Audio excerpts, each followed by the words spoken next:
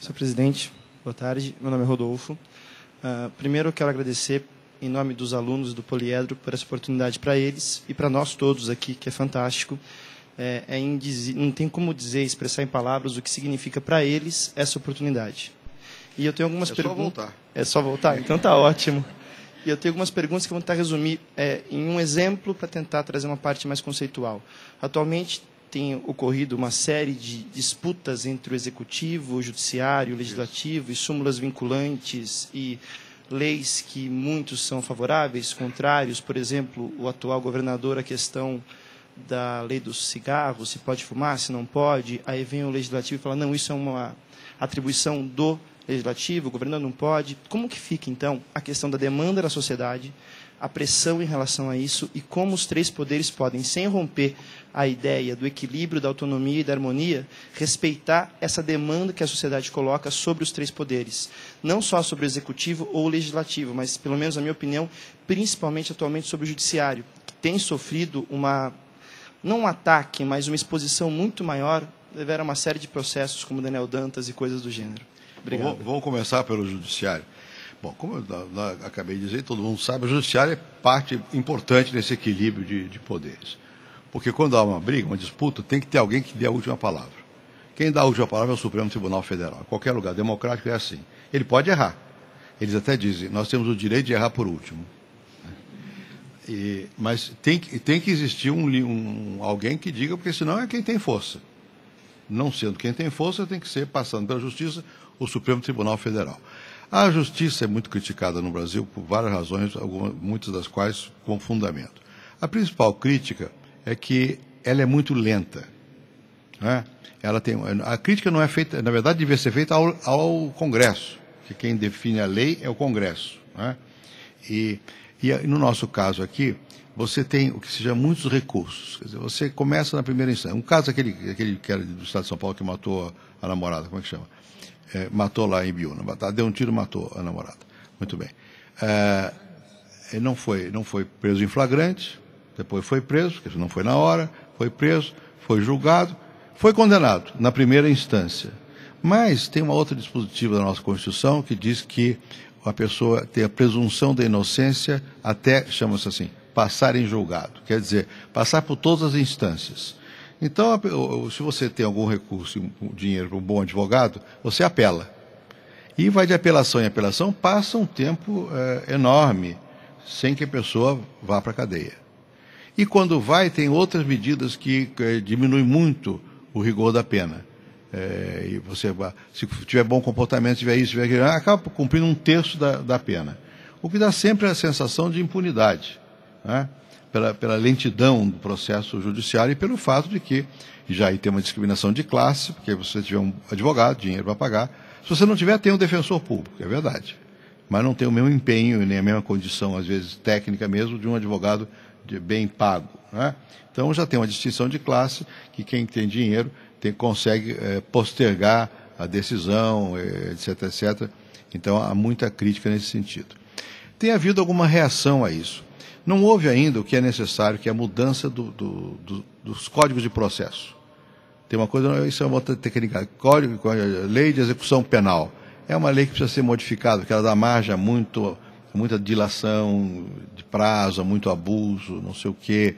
E a justiça por si é muito lenta. Pra vocês terem ideia, o Supremo Tribunal, eu não me lembro exatamente, mas eles recebiam, cada juiz, digamos, 100 mil processos por ano. Nos Estados Unidos é 100. Né? Por quê? Porque aqui tudo apela e acaba no Supremo Tribunal. Olha, o Supremo Tribunal, hoje, pela Constituição, ele só pode falar quando a questão é constitucional. Mas sempre se dá um jeito, por exemplo, cigarro. Eu posso dizer que tenho a minha liberdade individual e eu vou até o Supremo. Então você posterga a decisão até o Supremo. Então o Supremo reagiu um pouco e aprovou uma medida, eu pessoalmente sou favorável, chamada súmula vinculante. O que é isso? Isso é o seguinte. Qual é o seu nome? Rodolfo, que ele é contra, digamos, a lei do cigarro. Ele vai a todas as instâncias, chega ao Supremo. E o Supremo diz, o Rodolfo não tem razão. O governo pode proibir. O Supremo resolveu para o Rodolfo. Então, porque o Supremo só decide, não pode ter, ele não é Congresso, ele não toma decisões gerais. que acontece?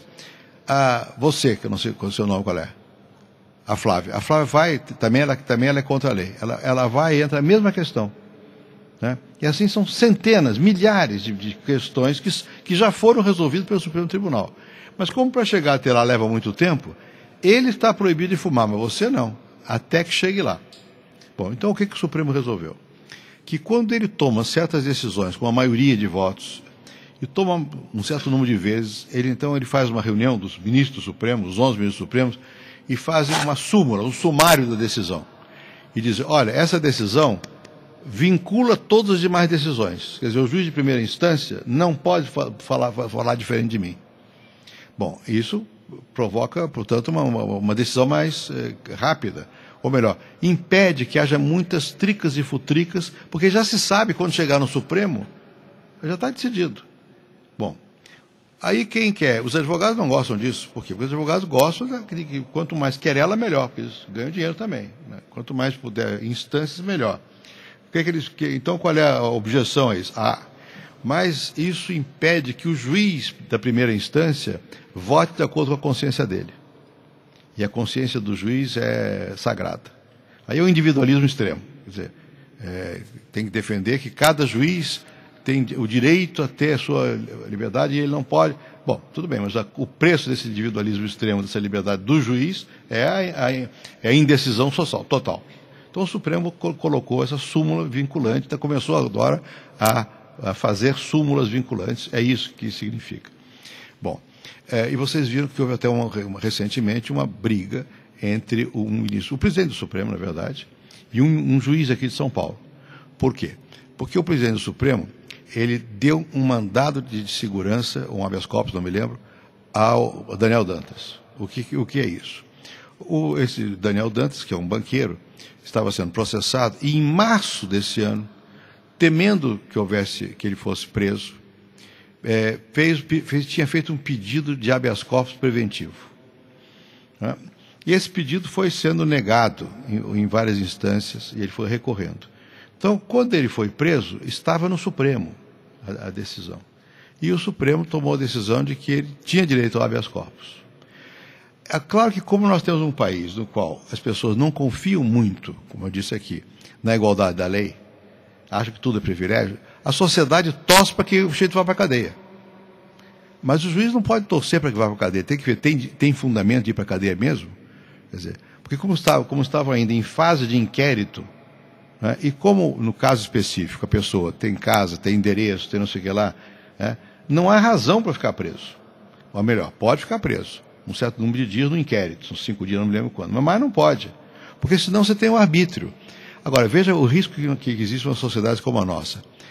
Há tanta sensação de impunidade que a sociedade acaba querendo, não é justiça, é vingança. Né? Vamos prender esse aí, ele é banqueiro, vamos prender. Bom, a democracia não pode aceitar isso. Né? Por mais que você possa ter raiva dos banqueiros. Precisa saber, mas ele praticou um crime ou não praticou um crime? Essa que é a questão, não é porque ele é operário, porque é banqueiro, porque é jornalista, porque é estudante. Qual foi o crime? E está provado ou está na investigação? Bom, então o ministro do Supremo mandou soltar. O juiz aqui de São Paulo, da primeira instância, mandou prender outra vez. Aí o presidente do Supremo achou que era uma desobediência, porque o fundamento dessa segunda ordem não era claro, era uma provocação ao Supremo. Mandou soltar de novo. E aí criou uma certa briga. Mas não é uma briga boba, porque está em jogo a democracia nisso aí. Quer dizer, se você não tiver uma instância que garanta seus direitos, você vai para o regime arbitrário. E, por outro lado, a gente entende a reação da sociedade, querer vingança, porque ninguém vai para a cadeia. Mas não é a boa reação. O regime militar era assim também, eles prendiam sem perguntar por quê. E nós todos reclamávamos pela democracia. Agora que temos democracia, não queremos que o juiz dê habeas corpus. O juiz tem que dar o habeas corpus se a polícia passar dos limites. Né? Então, essas coisas que podem parecer simples são muito complicadas. E eu acho que nós atravessamos no Brasil um momento desses muito delicados, porque a sociedade está tão irritada com tanta coisa que acontece, que ela acaba querendo justiça já, que é um justiceiro. Mas o justiceiro dá na antidemocracia. Porque o justiceiro pode até que seja razão naquele momento, em seguida ele faz o arbítrio. Ele passa a ser ele quem decide o que é certo e o que é errado. Né? E não pode, tem que haver instâncias. Democracia não é uma coisa simples, e não é uma coisa rápida tampouco. E tem que ter esse contrapeso. No fundo, na justiça, tem o mesmo sistema de contrapesos. Essa é que é a questão. Essa do cigarro, eu não sei, eu já houve, no plano federal já foi proibido, eu mesmo proibi, em lugares fechados. Né? Bom, bom, aí já não. Eu precisaria pensar um pouco mais, porque eu acho que aí tem que ver também. Tira o cigarro e põe a droga. Né? Como é que faz? Vai deixar? Né? Por outro lado, eu cheguei da Colômbia ontem, passei 5 dias na Colômbia discutindo a questão de droga, que é uma tragédia lá. É complicado. É muito complicado. Você diz, bom, libera. Libera e o que acontece? Né? Não libera, também o que acontece? É tudo complicado. Não são questões triviais. Cigarro você ainda tem mais argumentos para dizer, olha, proibir completamente, você limita a liberdade. Vai outra questão. Você tem que dar liberdade do sujeito se matar? Porque no fundo é isso. Quer dizer, o cigarro também mata. Né? Essa dá câncer, e tem um custo social. Você vai dar o individualismo liberal, porque no fundo disso se trata, é tão grande que você, ou a sociedade tem o direito de impor regras ao indivíduo. Né? Eu acho que algumas regras a sociedade tem o direito de impor. Não pode impor, tem que discutir e tal, mas tem que haver um certo equilíbrio. Não creio que exista, não creio que sejam questões que se resolvam filosoficamente. Tem que ter um pouco de bom senso. Né? Qual é o limite disso? Né? Do cigarro, qual é o limite? Qual é o limite da maconha? Qual é o limite? Né? Pode, não pode? Em que condições pode? Como é que se trata isso? Põe na cadeia ou trata como doença? Né? Põe na cadeia, resolve? Tenho dúvidas. Né? Enfim, não são questões fáceis, mas são importantes a gente pensar, porque são, no fundo, o limite que existe entre a minha liberdade e uma vida coletiva. E assegurar nessa vida coletiva direitos de tal maneira que eu não me sinta coagido o tempo todo. Como é que se equilibra isso? É a arte da política. Quem vai perguntar? São os professores? Não. Boa tarde, meu nome é Nicolau. Desculpe. Queria agradecer em nome da escola a oportunidade que estamos tendo. Uma grande honra para todos nós estar aqui presentes. É uma lição de vida também. Queria fazer uma pergunta. O senhor coloca um quadro de que a democracia tem muitas fragilidades, medida provisória, enfim. Fala-se muito que a democracia do Brasil ainda é jovem, que precisa evoluir. É só uma questão de tempo para a gente chegar a uma situação ideal, já que existe tanto consenso no meio político, na sociedade, do que deve ser feito, mas as coisas acabam não acontecendo. O que é preciso fazer para que aconteça? Eu não sei se, evidentemente, você tem uma situação ideal, você quer direitos assegurados, você quer equilíbrio, etc, etc, e dificilmente as sociedades chegam a esse ideal, mas tem que caminhar nessa direção. Né? E se você olhar a história do Brasil, nós avançamos bastante. Né? Bastante. Quer dizer, na história recente do Brasil, você vê o que nós faz muito pouco tempo, nós tínhamos liberdade de imprensa. Né? Muito pouco tempo. Né? Hoje temos. Né? Enfim, eu acho que nós avançamos bastante. O fato da sociedade estar cada vez mais preocupada com essas questões significa que elas estão criando condições para as coisas avançarem. Não existe na história uma inevitabilidade para o ser humano melhorar. E as sociedades não vão sempre para frente, às vezes vão para trás. Pega a Alemanha antes do Hitler e depois do Hitler. Né? Com Hitler. Né? E a Alemanha que era culta, etc, etc, e deu Hitler. Né? Mas isso não é só a Alemanha. Né? E vai e vem. Quer dizer, isso, portanto, esses sistemas são históricos. E eles não têm uma linha de continuidade no sentido do melhor. Né? Embora a gente possa dizer, bom, no conjunto nós estamos melhorando. É verdade. Depois da ONU nunca tivemos mais uma grande guerra mundial. Melhorou. Mas tem guerra todo dia, por aí afora. Né? E você tem mecanismo de melhorar o nível de vida das populações marginadas, mais pobres, de inclusão social. Isso no Brasil é muito forte, começa a existir uma pressão. Então eu acho que nós estamos melhorando, podemos melhorar. Até que ponto nós vamos chegar, não sei, disso, porque nós temos que essas questões são, digamos, também comportamentais. Quer dizer, E o nosso comportamento é cultura, né? Tradição, cultura e tal. E nós partimos de uma tradição cultural que não é democrática. Não só por causa da escravidão, já não era antes, em Portugal, na Espanha e tal, e com muitos apelos a essa visão, digamos, de prerrogativas, de diferenciação, né? Tem até questões religiosas no meio, essa coisa toda. Não é fácil de você ir criando uma cultura democrática. No fundo, o problema é de você fazer avançar a cultura democrática. Que ela vai e vem, porque nós ainda estamos no Brasil numa situação em que as pessoas preferem ser assistidas do que ter direitos. Né? Na democracia você quer ter direito. Aqui no Brasil ainda as pessoas preferem ser assistidas. Daí o clientelismo, que é uma nomeação pública. Né? Acha positivo, está nomeando mais gente, tal, tudo bem, porque está dando emprego.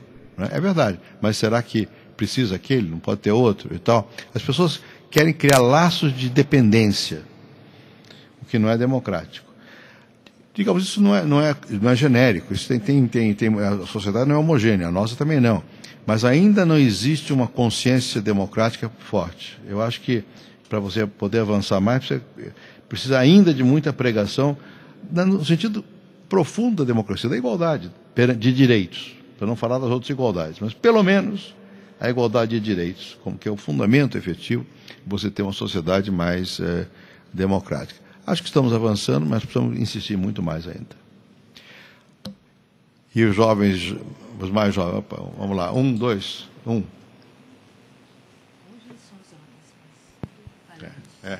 Depois as mulheres falam. Em geral são as mulheres que falam. Aqui é. Boa tarde, senhor presidente. Meu nome é Guilherme. E é o seguinte, o senhor falou, e eu acho que no Brasil é um país que é muito injusto, e no Brasil acaba acontecendo uma coisa que é ao contrário do que aconteceu em boa parte da história, que quem tem dinheiro, quem tem poder, não tem os seus direitos, passa por cima dos direitos e das obrigações. E eu queria saber o que o senhor acha disso, principalmente na parte do judiciário, me intriga muito, porque quem rouba um nada vai preso e quem desvia milhões não acontece nada. Eu queria saber o que o senhor acha disso no Brasil, dessa questão no Brasil, e se o senhor vê alguma solução a curto prazo ou longo prazo para isso. Olha, a curto prazo eu acho difícil, porque, como eu disse aqui, são questões culturais, né? Não é só de coisa. Mas eu acho que sim, eu acho que na medida que a sociedade fique mais consciente de seus direitos e que ela se organize mais, com mais ONGs, com mais debate, com mais imprensa que critica, essas coisas todas, nós avançamos. Eu acho que aqui nós temos no Brasil uma situação que não é peculiar, porque em muitas partes é assim ou foi assim. Quer dizer, a sociedade caminhou mais depressa do que a política. Você tem, pega a escola. A escola, pelo menos certas escolas, avançaram bastante no Brasil. Setores da universidade, setores da imprensa, né? Enfim, em vários setores, na economia. As empresas avançaram muito. O Brasil hoje tem empresas que funcionam globalmente, né? Com força, né? Onde os critérios já são critérios de maior do desempenho do que do privilégio. Na política ainda o privilégio e tudo que está ligado à política, e portanto à justiça, à polícia, etc., etc., é que a noção do privilégio está mais enraizada. Na empresa, claro que sempre há em todo mundo, em toda parte, alguns privilégios, mas a empresa precisa de eficiência, precisa do desempenho. Né? Uma sociedade democrática é a sociedade do desempenho e não do privilégio. E o nosso sistema ainda é bastante baseado no privilégio. E o pior, ele é aceito. Né? Não há indignação há uma aceitação diante disso. Eu costumo contar uma coisa que pode parecer banal, mas é assim. Eu, quando comecei a fazer, eu sou sociólogo, né? Quando eu comecei a fazer trabalho de pesquisa, eu trabalhava sobre os negros no Brasil, e no sul do Brasil. E se dizia que não havia preconceito no Brasil naquela época, democracia racial. Mentira, nunca houve democracia racial como tal, embora não seja igual aos Estados Unidos. Isso é uma coisa delicada. Mas então, para estudar os negros, eu andava pelas favelas, aqui de São Paulo também, dos cortiços, favela, não sei o quê. São Paulo mais cortiço do que favela naquela época, faz mais de 50 anos. Mas no Rio Grande do Sul, em Santa Catarina, eu andei muito em favela. Bom, que naquela altura eu era jovem, tinha 20 e poucos anos e tal, e entrava nas favelas tranquilamente. Entrava, entrevistava, não sei o que lá, tomava café. Bom, hoje não entra. Isso em parte não entra porque tem donos da favela, tem o tráfico, mas em parte não é isso não. Em parte porque a entrada anterior era porque eles eram muito submissos. Então nem ocorria ninguém de destratar alguém que eles já percebiam pelo jeito que era de outra classe. Hoje não tem mais isso. Hoje você não é muita coisa. Nesse sentido, embora perverso, estou dando um exemplo perverso da favela, de certa maneira é mais igualitário. Você tem que ver, não vem que não tem. Né? Aqui em São Paulo, quando eu fazia pesquisa sobre operários, na Lapa, que era, naquele tempo era bairro operário Moca, hoje em dia não, as fábricas estavam lá, fábrica têxtil, fábrica de alimentação. Na hora do almoço, os trabalhadores ficavam na calçada com as marmitas. Né? E aqui se fala de boia fria, o pessoal que vai no campo. Mas na fábrica era assim também. Não tinha restaurante na fábrica. Marmita que traz de casa e fica na calçada. Se passasse alguém engravatado, o cara que estava comendo abria espaço para ele passar. Hoje, vai eu passar lá. Ex-presidente da República, nem olha e não bola. Né? Eu que saio dali e vou para o outro lado. Né? Isso é bom. Quer dizer, é uma coisa... enfim, é claro que às vezes a educação faz bem e tal, isso é outra coisa. Mas quando é uma coisa em princípio, porque uma é de uma classe, outra de outra, é ruim. E aqui melhorou nesse sentido. Nós somos mais iguais hoje. Né? Muito mais iguais do que nós éramos no passado. Eu sempre conto um pequeno caso no Palácio do Alvorada, que nós tínhamos... O Palácio Alvorada tem 2 andares. O andar de cima fica só a família do presidente e não entra, a não ser amigos muito íntimos, e não entra nem segurança, nem nada. E havia 2 empregadas que cuidavam dessa parte lá. Uma delas, uma senhora baixinha, um dia me disse, o senhor podia emprestar um livro? Eu tinha vários livros lá meus, né? Eu posso, o que você quer? Qual é o livro? Ah, não, que eu estou estudando, estou fazendo o curso de madureza, sei lá o que, secundário, e me caiu o regime militar. O senhor tem algum livro sobre isso aí? Eu tenho. E eu emprestei um livro, aliás, do Boris Fausto. Né? E pensei, não lembro o outro que ela pediu, não sei se foi do Cafu, alguém assim. Ela foi, leu, voltou, devolveu o livro, e eu digo, fui bem no exame, e por acaso o autor do livro apareceu lá, um tempo depois, que é meu amigo, eu apresentei a ela e tal. Bom, no passado, jamais uma pessoa doméstica ia pedir ao presidente da República um livro emprestado, e muito menos iria discutir esse tema. E ela fez isso com muita naturalidade, que eu achei ótimo. Mas pensando, tirando do folclore, quer dizer, é uma mudança de atitude. É uma mudança de atitude. Isso está acontecendo. E, não tenho dúvida, as mulheres à frente dos homens. Quem mais reivindica são as mulheres. Vocês não imaginam como é difícil lidar com mulher quando você está na política. Porque querem, reclamam, cobram. Né? Você vai nas lideranças, são as lideranças femininas, na periferia, na questão do campo, elas são muito mais assim, exigentes, porque estão também elas, como condição feminina, buscando espaço. Então tem mais energia social para reclamar e tal. Então, eu não acho que seja um caso perdido no Brasil. Né? Porque quando a gente vê no momento, a gente fica indignado com uma opção de coisa. Quando você recua no tempo, você vê que já foi pior. E, portanto, há esperança de que melhore.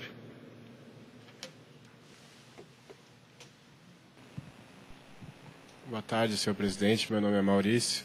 E eu gostaria de saber, o senhor falou que o poder moderador foi uma ideia de Benjamin Constant. Eu achava que isso tinha sido uma invenção de Dom Pedro I. E eu gostaria de saber se foi utilizado em outros governos e qual a diferença disso para o absolutismo, se voltou a ser o absolutismo ou se é só uma relação entre eles. Não, Dom Pedro I inventou músicas, mas não teorias desse tipo. E, não, isso foi realmente isso vem do Benjamin Constant, um francês, um filósofo que criou um sistema. Naquela época, muita gente discutia, porque estamos no século XIX, né? Muita gente está discutindo qual é o melhor governo. O próprio Zé Bonifácio, de Andrade e Silva, nosso patriarca, ele tem uma formulação muito complicada. Ele inventou um sistema de governar com equilíbrio, não pôs em prática, mas inventou e tal. Não é absolutista, não.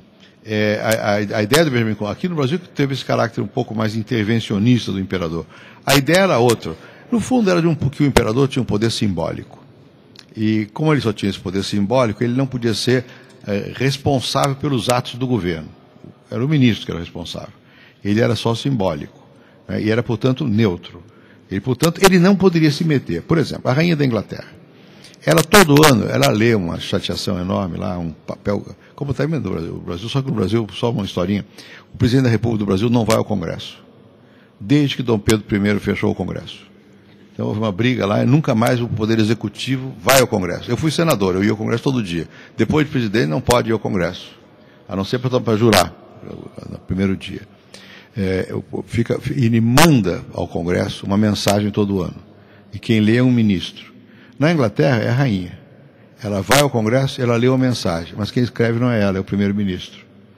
Então ela lê mensagens dos partidos trabalhistas, do Partido Conservador, depende do primeiro, não é a opinião dela. Ela ali está simbolizando o poder, a Inglaterra, a monarquia. Mesmo um rei como o Juan Carlos, que é mais aberto e tal, não tem poder nenhum.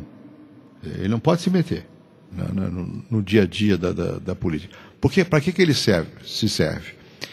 Para simbolizar a unidade. No caso da Espanha, por exemplo, que é um país que tem complicações, porque tem a Catalunha, tem os bascos, tem não sei o quê e tal e coisa, de alguma maneira a monarquia significa unidade. Pega um país como a Bélgica, que tem flamengos e valões. Né? A monarquia na Bélgica, ela expressa essa unidade. Não é necessário que seja assim. Em muitos países é o presidente da República eleito no parlamentarismo, que também não tem poder. Muitos presidentes parlamentares, eles são eleitos pelo Congresso e não têm poder efetivo nenhum. É quase um símbolo da unidade. Bom, a ideia do poder moderador era mais essa, que o imperador tinha que simbolizar o conjunto da nação. No nosso caso, o imperador, pouco a pouco, em vez de simbolizar o conjunto da nação, ele passou a interferir. E a sociedade aceitou essa interferência. Dom Pedro II, ele criou uma aristocracia. A aristocracia que era portuguesa. A coroa portuguesa designava, sei lá, os condes, ou eles herdavam, barões, marqueses, não sei o quê. Aqui no Brasil, a nossa aristocracia foi inventada. Né? Pega lá o jeito que tem uma terra de café ou de cana e vira. Uma pessoa ilustre nas artes vira visconde. O outro vira não sei o quê, marquês. Militar pode chegar até duque. Em geral são marqueses ou viscondes. Tá? E com isso, o poder imperial foi criando o quê? Uma certa aceitação. Né? Pegava as pessoas importantes, mesmo nas artes, não só na economia, nas artes, nas armas e tal, e nobilitava. Dava a impressão de que participavam daquilo ali.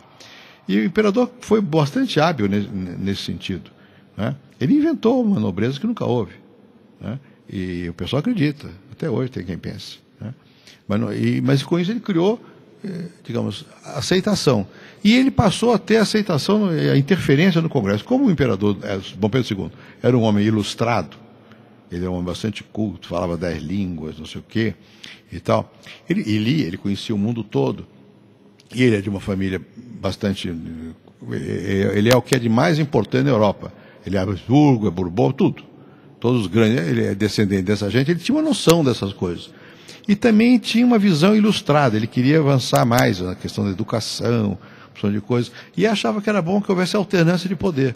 Então ele usou o poder moderador também para criar alternância, para não deixar que ficasse já enquistado no só. Não foi tanto no sentido autocrático, quanto no sentido de uma intervenção, enfim, é mal sempre, porque não é democrática, mas não foi com o sentido de autocrático. No final, ele acabou tendo muito mais poder e nunca foi moderador.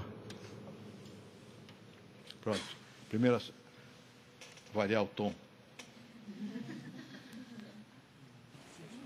Boa tarde. Laís, o senhor falou sobre a importância do presidente como chefe de Estado. E eu queria saber o que pode ser exigido do presidente, tanto pela sociedade quanto por ele mesmo, assim, a capacidade que ele tem de intervir desses três poderes e garantir a estabilidade dos três com a sociedade, com ele e entre eles. Essa é uma coisa complexa, né? E varia de presidente para presidente. Não é tanto que ele tenha que intervir nos poderes. Né? No judiciário ele não deve intervir. Né? Aliás, a intervenção, devo dizer, que é pequena do poder executivo no judiciário. Né? Pode haver um caso ou outro, mas é caso raro. Eu, por exemplo, nomeei vários ministros do Supremo Tribunal. Lula me nomeou muito mais. Bom, eu nunca peguei o telefone para pedir a um ministro que votasse assim ou assado. porque se cria um cerimonial, uma certa distância, e não dá, não cabe. Então não há... Você pode eventualmente ter algum amigo que fale com ele, mas como qualquer pessoa pode, não existe subordinação no Brasil desses níveis mais elevados da justiça. Eu acredito que mesmo lá embaixo, ao prefeito, acho que não existe. Com o Congresso é diferente, porque o Congresso, como os nossos partidos são, como eu disse aqui, enfim, pouco consistentes, o Congresso funciona na medida em que o Executivo cobra dele. Quando o Executivo não tem uma pauta, não coloca uma agenda, o Congresso não faz nada. Olha melhor, cria dificuldade. Para quê? Para ter facilidades. Então, ele só vota essa lei se me der tal nomeação, se fizer isso, se fizer aquilo. Né? Então, o bom presidente está o tempo todo dando trabalho ao Congresso. Inventa não, que precisa, reforma isso, reforma aquilo, faz pressão, mas não pressão pessoal só. Fala ao país, faz com que a opinião pública se mobilize para o Congresso poder tomar as medidas que são necessárias. De alguma maneira, nas sociedades democráticas modernas, o presidente tem também um pouco a função simbólica, né? Isso que você falou, de equilíbrio, né? A função simbólica. Você vê que o presidente Lula, o tempo todo, ele está funcionando simbolicamente, né? Ele toma uma posição, ele percebe que feriu certos ideias e vai lá e agrada os outros. Não é só para agradar, é porque tem que manter um certo equilíbrio no jogo nacional, né? E cada vez mais, o que é complicado também nas sociedades de massa, abertas como as nossas, tudo depende muito da televisão. Então, cada vez mais, isso é complexo também, você vai exigir, não só do presidente, mas dos principais atores, serem atores. Porque eles têm que comunicar alguma coisa. Então, às vezes, não são os melhores, é aquela coisa do chacrinha, os presidentes acabam virando chacrinha, né? Querem se comunicar o tempo todo, porque não se estrumbico, né? E nem que seja jogando, como é que chama, pedaço de bacalhau, né? Bom, isso é o limite, é caricatura, né? Mas tende para isso, tende para que é perigoso, né? E isso não é só no Brasil. Veja nos Estados Unidos. O que foi a convenção? Vocês viram as duas convenções? São 2 shows. Vocês viram na televisão?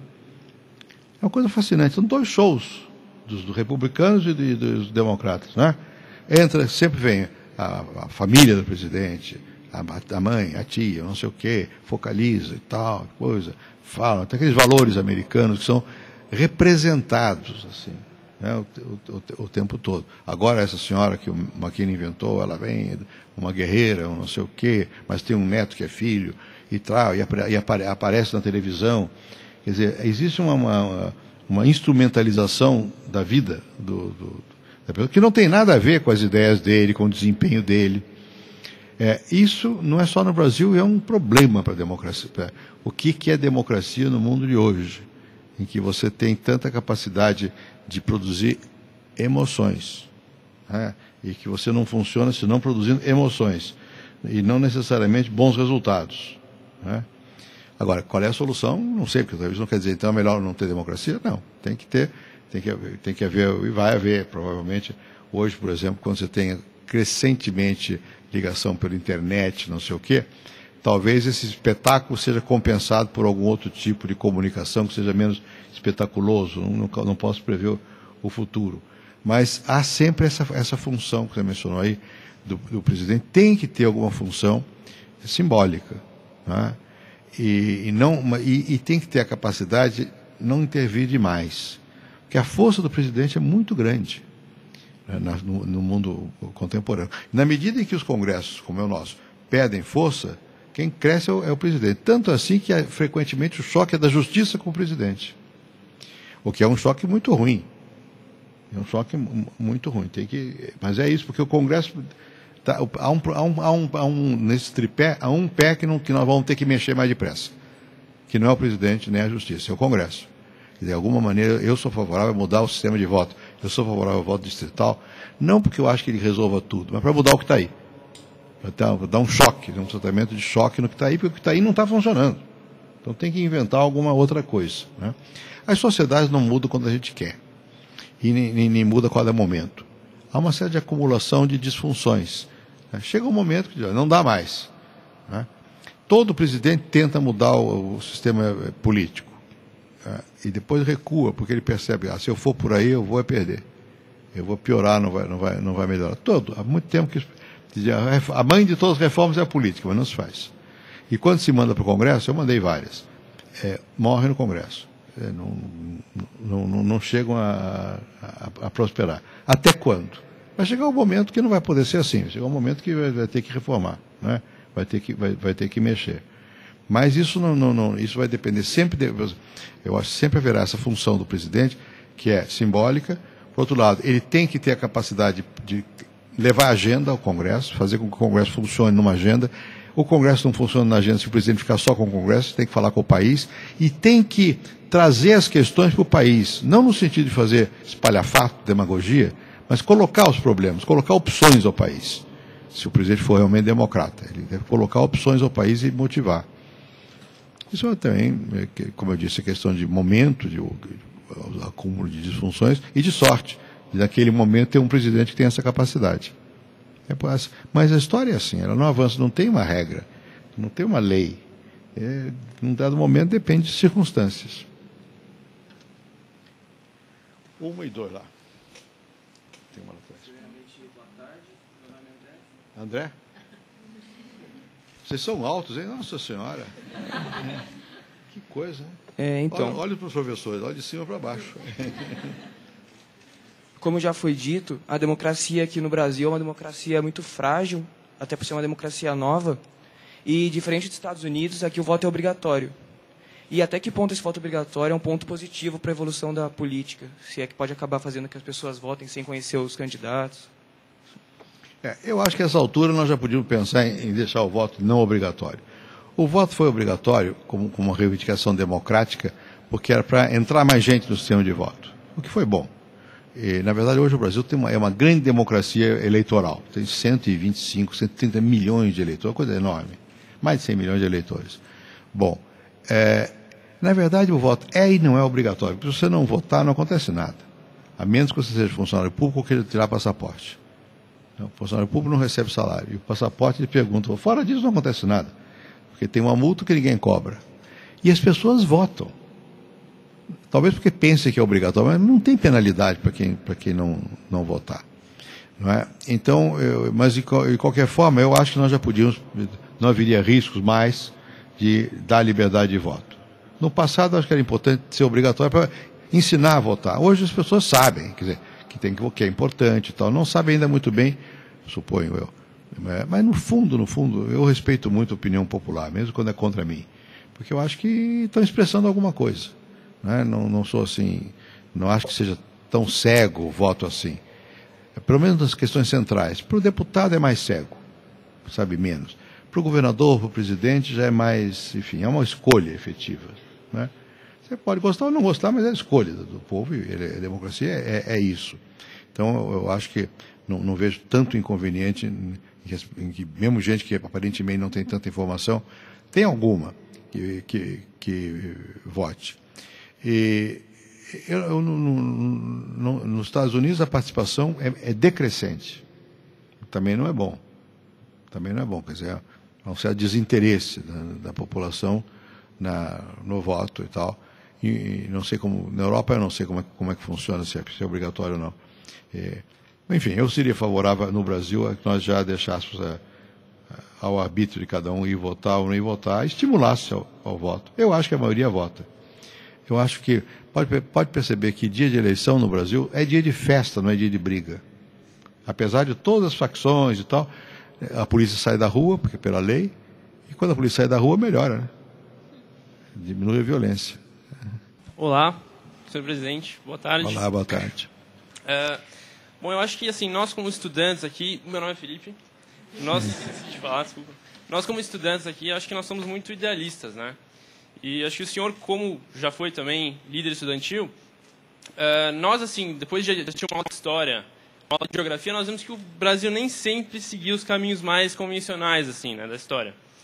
E eu gostaria de saber, assim, até que ponto um presidente pode levar os seus ideais e pode realizá-los no seu governo, né, limitado pelos 3 poderes e pela relação que ele tem que respeitar, né, para essa harmonia que deve haver entre o executivo e os outros 2, até que ponto ele pode, assim, efetivar realmente esses ideais que ele leva como como pessoa? Tem limites, né? Porque com o presidente, como eu acabei de dizer aqui, numa democracia, a minha vontade não é lei. Você tem que compor, você tem que formar a força que apoia o que você está desejando e tal. Mas também tem possibilidades. E qualquer presidente que seja sensato, ele vai dizer, bom, o que eu posso fazer? Eu tenho uma situação que me limita e tenho um desejo que eu quero cumprir certas coisas. Tem que fazer um equilíbrio entre isso e tem que escolher, bom, o que dá para eu fazer e vamos forçar um pouco mais. Porque se ficar só no que dá para fazer, você não faz nada. Tem que pedir mais para poder fazer alguma coisa. Quando o presidente Sarney era presidente, e que foi presidente já no quadro da Constituição, e mesmo antes da Constituição, já não havia aquela força militar, um dia ele me disse, você não imagina, porque ele foi do regime anterior, né? Eu não vou dar o nome do ministro, tem um fulano de tal, um ministro do governo militar, ele chegava aqui com uma carta, faça-se uma represa hidrelétrica, não tinha nada, botava, e a represa acontecia. Agora, diz ele, eu estou aqui, eu mando fazer, não acontece nada, né? Um pouco é isso, porque no regime militar é arbitrário. Então, um ministro forte faz. No regime democrático, você precisa ganhar o apoio da sociedade, do Congresso e da burocracia. Porque a burocracia tem poder também, de evitar que aconteça, não sei o que lá, né? E acontecem coisas que são bastante... Uma vez uma gritaria, porque eu teria assinado um decreto, sei lá o quê, uma lei, nem me lembro, é um decreto, eu acho, transformando os documentos históricos em alguns secretos para sempre. Eu fiquei alucinado, como é que eu fiz isso? Mandei chamar, já não era mais presidente, aí eu mandei chamar os responsáveis. O presidente o presidente não lê o que assina, não pode, porque ele assina pilhas, né? E são coisas técnicas, você lê, você sabe do que se trata, mas você não vai, e algumas coisas você não entende sequer. Quando você vai para certas matérias de financeira, é muito complicado. Bom, então você tem chama-se Casa Civil, né? A Casa Civil faz a triagem, aí tem advogados, não sei o que lá, e o chefe da Casa Civil vem a você e te informa, olha, tal coisa. Quando você tem uma opinião divergente, aí o presidente dirime, fica para cá ou fica para lá. Tem ministro brigando, então você toma a decisão. Ou quando é uma matéria muito relevante, claro que o presidente sabe, se empenha. Mas no dia a dia você assina, eu estou cansado de andar para, o senhor me nomeou não sei o quê, sei lá quem eu nomeei, não tem ideia, né?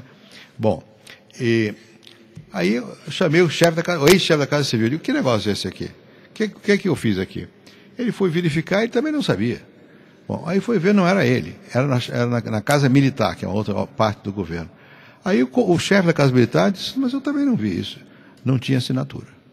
Quer dizer, alguém botou um papel, foi no último dia de governo, né? Eu transformei em decreto, lei, sei lá o quê. E levei pau a vida inteira aí. Proibiu o acesso aos arquivos, proibiu o acesso aos arquivos e tal. E proibi, né?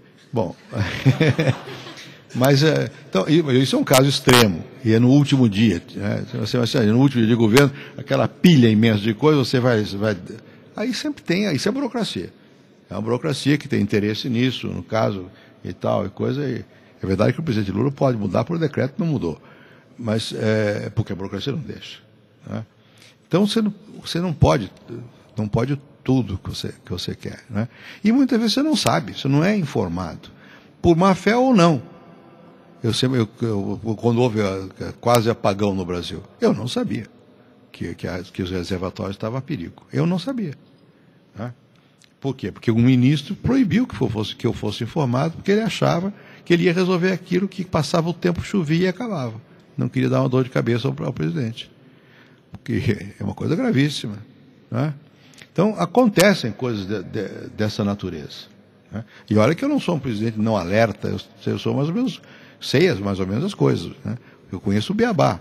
Mesmo assim, tem muita coisa que você não tem, escapa, ou que não te passam, ou que você não percebeu.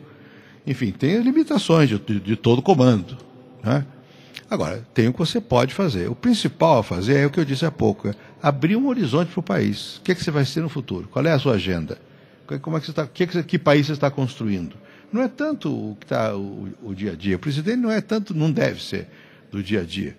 Mas qual é o rumo? Eu sempre dizia isso lá, o nosso problema é ter rumo. Tem rumo? Qual é o rumo? O que vai ser daqui a 10 anos, daqui a 20 anos? Porque se eu me concentrar no que vai ser amanhã, eu vou ajudar os meus. O que não é justo, o que não é certo. O presidente não tem que estar ajudando os seus. nem no sentido privado, nem no sentido político. Tem que pensar qual é o horizonte que você está... E isso o presidente pode fazer. Muito bem. Tem mais dois. É que eu tinha dito que eram mais duas. 3. Boa tarde. Meu nome é Desirê. Como? Desirê. Desirê. Isso. Queria saber, assim, o senhor falou sobre a cultura, que foi em cima de cultura de privilégios, essas coisas. Mas existe um modelo a se seguir, democrático mesmo? Ou a sociedade tem que se moldar ao sistema, ou o sistema se moldar à sociedade? É o ovo ou a galinha? Quem é primeiro? Não, eu acho o seguinte, claro que você herda uma opção de coisas, culturalmente você muda também. As culturas são vivas, né? Você não é dado para sempre, você vai mudando, e é uma coisa flexível, né? Não muda de repente, mas você insistindo, você muda, né? Para melhor ou para pior, as coisas avançam. E se nós tínhamos escravidão no Brasil, que é uma coisa mais abjeta. Isso faz o quê? 100 anos? 100 e poucos anos? Nós tínhamos escravidão. Então nós mudamos, né? Você tinha uma sociedade muito mais exclusivista do que é hoje. Hoje você não vê um dado na imprensa que o pessoal não reclama. É verdade, mas esse mais falta isso, falta aquilo, tem muita pobreza. Hoje mesmo, não sei que organização disse, aumentou o número de ofertas de emprego no Brasil. Porém, a qualidade do emprego é ruim, não sei o que.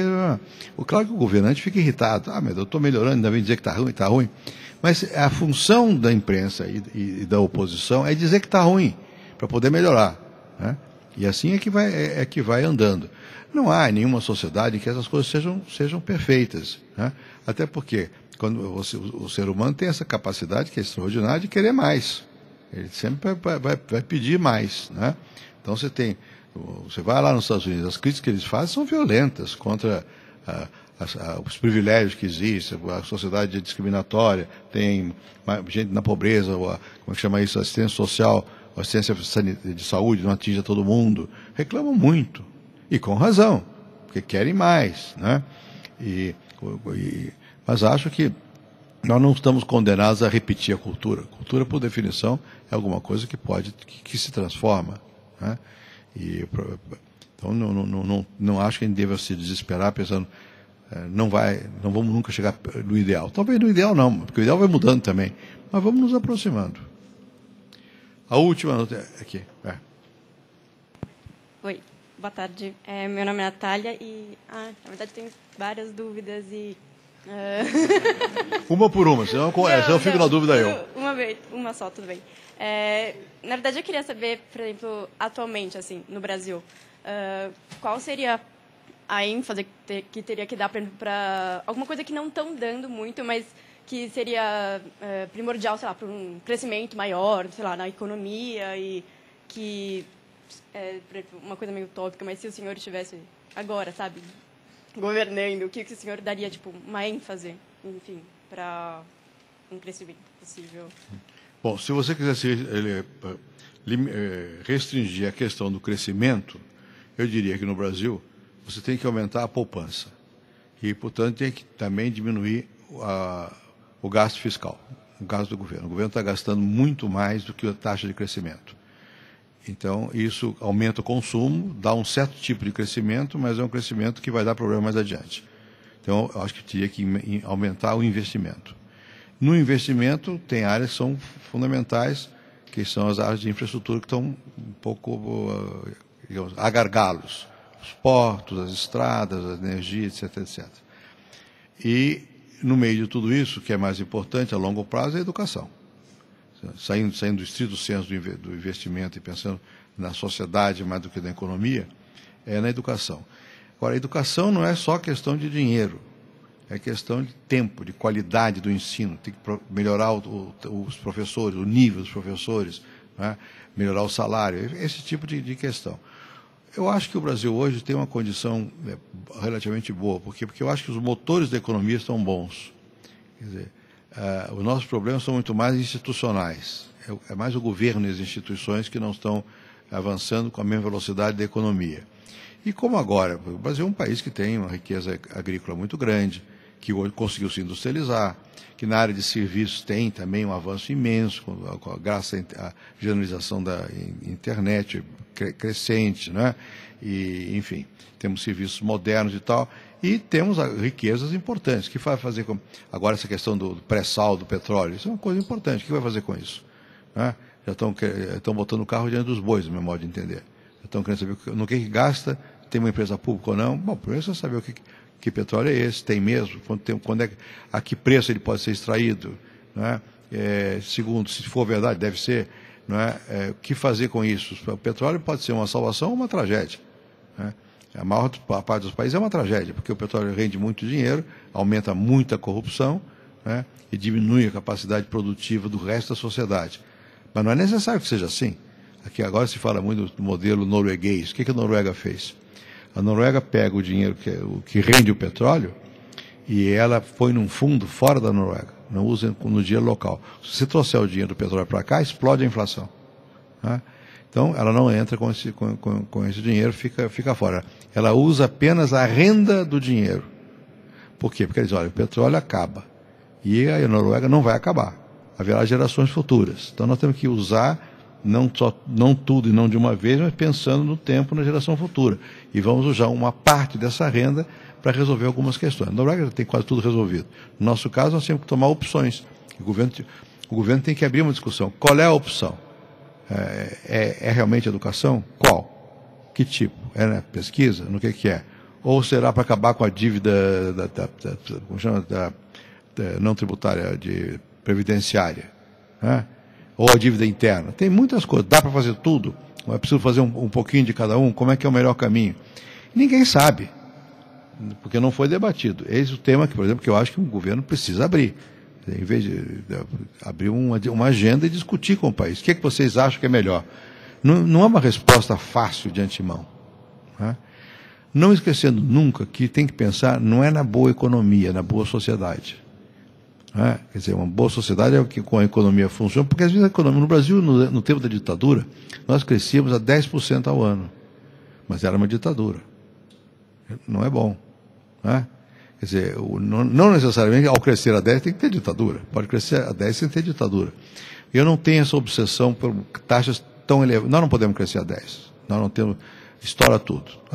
Nosso limite é 5, 6 e já está bom, se durar. O ruim é o zigue-zague. Né? Mas se durar, dá para melhorar muito o país. Mas tem que pensar na boa sociedade. A boa sociedade vai implicar coisas que não são econômicas de imediato. Não só a educação, segurança. Segurança não é, de imediato não é econômico, mas hoje você tem um problema de segurança. Segurança da cidadania. A pessoa tem medo. E quem tem medo é o pobre. Os ricos também têm, mas tem guarda. Né? Agora, o pobre tem medo, porque ele morre. Quando você vê a taxa de homicídio, outro dia eu estava vendo isso aqui. Aqui no centro de São Paulo, a taxa de homicídio é igual a Paris. Caiu muito. Agora, tem certas zonas específicas na periferia, onde a taxa ainda é altíssima. Aí que o pobre morre. No Rio morre porque tem uma doença que só tem no Rio, bala perdida.